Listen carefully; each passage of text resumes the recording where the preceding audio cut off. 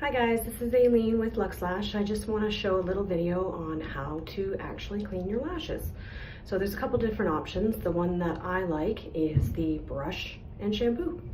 So what I'm going to do is put a little bit on the brush like this, just a little shampoo, any lash shampoo that your artist recommends. And then what I'm going to do is close my eyes and just like that. Get right into the lash line really good. And then just brush down. Now you lose a lot of extensions every week. You're supposed to when your lashes shed, so don't be afraid to be vigorous with it.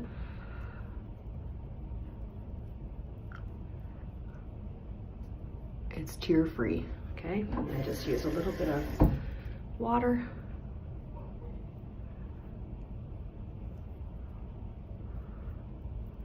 Like that.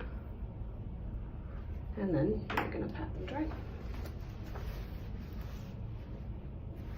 Just gently. Right? And then you're gonna comb them. And then keep them in place for the day. So you can be quite aggressive with them. There you go, there's one.